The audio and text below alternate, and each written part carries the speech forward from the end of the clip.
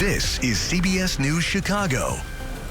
A man is found shot in the head on a South Side street. Right now at 6, we'll tell you what we've learned about this act of violence. And in the wake of a controversial yearbook quote, Glenbrook High School is taking some action, and now we're expecting to hear from the teacher they suspended over this. And the second annual NASCAR street race is over and done with, of course, but some Grant Park vendors say they're still waiting for a promised payout with just days until an important deadline. And all is calm for now, but Laura Bannon warns us the remnants of Storm Beryl are headed our way. We'll tell you what to expect and when in your first alert forecast in just a moment. But first, we say good morning and so good to be with you. I'm Audrina Sinclair. And I'm Dana Kozlov. Thanks so much for joining us this morning. Let's get a quick look at your first alert forecast now with Laura Bannon. Laura? Hey, good morning, guys. Yeah, we're dry now, but we do have rain that's going to be overspreading the area throughout your late morning, early afternoon. And that's all due in part to tropical depression Beryl, which is centered right now right over Arkansas. With that comes along with the tropical rains. South right now, Chicago still have several hours before this reaches our area. After 1-2 o'clock, I do expect rain here in Chicago. Rain will pick up throughout the evening and overnight hours, and some of that rain is going to be heavy. We have a flood watch posted across Chicago, northwest Indiana, anywhere between 2 to 4 inches of rain expected. There could potentially be some areas that get close to 5 inches of rain. So lots of rain still ahead.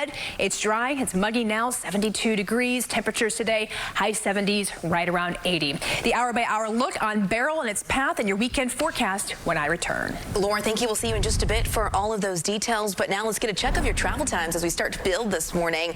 Taking a look at our inbound and outbound expressways. The inbound Kennedy, 24 minutes in, 25 on the inbound Eisenhower, and the outbound Kennedy slowing down as well. Yep, our Derek Peters is on his way up right now in Skywatch. We'll hear from him in just a few minutes. And now we turn to breaking news out of the Back of the Yards neighborhood, and that's where police found a man on the street with a gunshot wound just after midnight. Our nonstop news crew saw police investigating just outside an apartment building near 47th and Marshfield. The man was taken to Stroger Hospital where he died. It is not clear what led up to the shooting, and nobody is in custody. And today there's an emergency center opening to offer support to victims of violence on the Near West Side. It's part of the city of Chicago's response to the violent 4th of July holiday weekend. Mugo Odigwe joins us live right now. And Mugo, that center at Fosco Park is not all the city is doing. Exactly, Dana. That's not all. We don't. Well, CBS News Chicago is always streaming, so if you're heading out, why don't you take us with you? Yeah, you can find us on Pluto TV and Paramount Plus, along with the Fire TV and Roku, the CBS News Chicago app, and also CBSChicago.com. The state's public transit is taking center stage this morning. We'll take you inside the move to move all of Chicago travel into one single agency. That's next.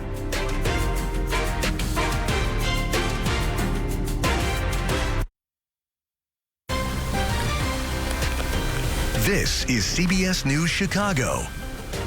Chicagoland's transit agencies all want to hear from you. Right now at 6:30, we're live with details on the public meeting they're having about a big step they're planning to take.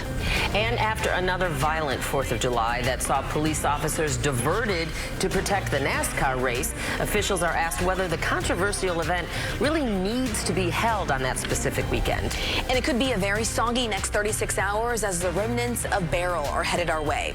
Laura Bannon's tracking how wet it might get in your first alert forecast and, of course, timing it all out for you. Good morning, and so good to be with you this morning. I'm Audrina Sinclair. And I'm Dana Kozlov. Let's turn to Laura Bannon, who's sitting here right now for that first alert forecast. Yeah, we are dry now. It's got a lot of clouds like we've seen over the last couple of days, but then before we know it, we've got some rain. It's not going to be a nice light rain either. It is going to be a soaking rain. Tropical rains are going to be reaching the Chicago area by the afternoon, and the intensity picks up through the night tonight into tomorrow.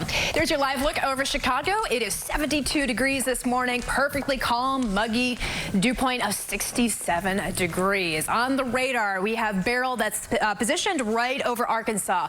Tropical depression.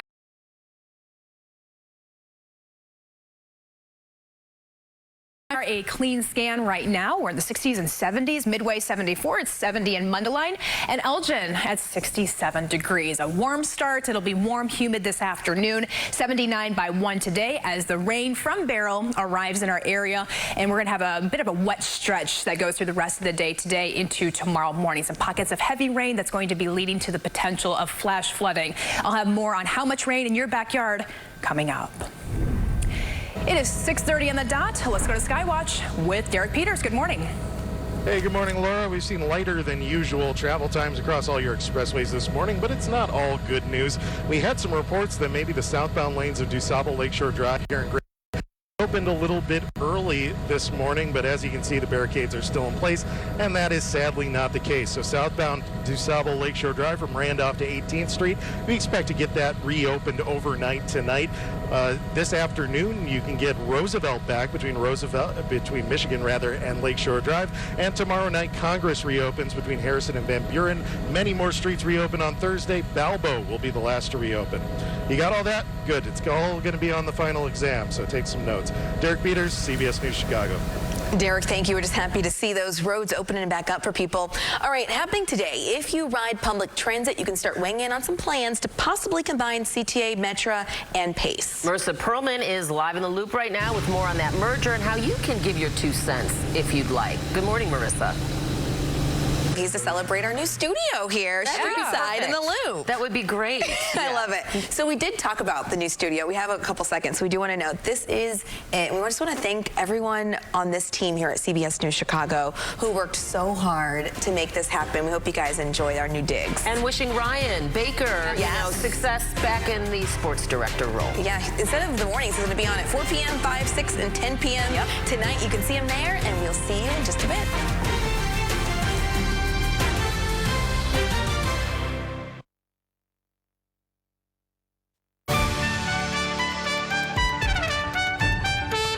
Cue those trumpets on this Tuesday morning as we welcome you to CBS Mornings. I'm Gail King. I'm Tony DeColpit. I'm Nate Burleson. We're all here, so let's go to today's eye-opener. It's Your World in 90 seconds.